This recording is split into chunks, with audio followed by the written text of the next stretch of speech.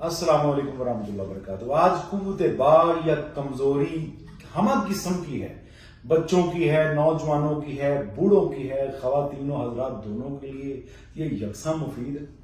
कमजोरी जैसी भी हो, स्पर्म की थिक कम है या स्पर्म काउंट उनका कम है या एक्टिविटी कम है या हमा किस्म की कसरत सोबत की वजह से प्रॉब्लम आ रही है, हाथरसी की वजह से प्रॉब्लम आ रही है, कोई भी मसला है या जरियान एहतलाम या लकोरिये की वजह से प्रॉब्लम है, तो इन तमाम आवाजात के लिए एक दवाई बताता हूं, इस्तेमाल करिए। और शर्त यह है कि इस्तेमाल करने के बाद मुझे बताइएगा जरूर।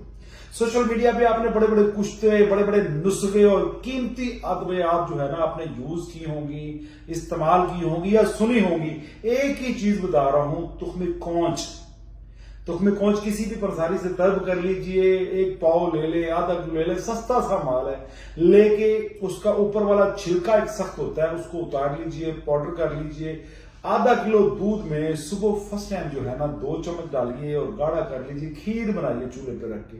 जब वो गाढ़ी हो जाए, पेस्ट टाइप बन जाए, खीर बन जाए, सुबह उसका नाश्ता करिए। पर खाना वो ताकत वाली दवाई या ताकत वाले खाने जल्दी हजम नहीं होते।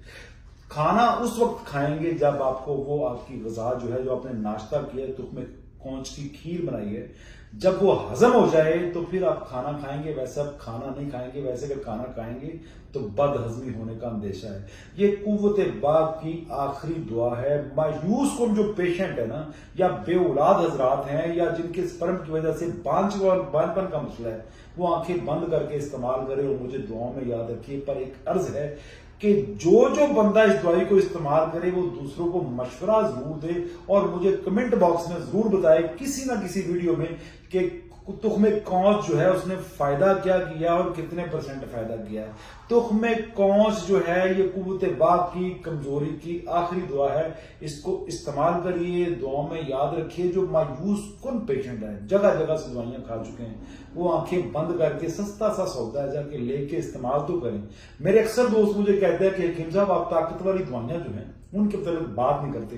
भाई जो अमराज मखसूसा की दवाइयां हैं, छुपे हुए जो मर्ज हैं, उनकी मैं कैसे जाहिरी हालत में कैसी तशहीर करता फिर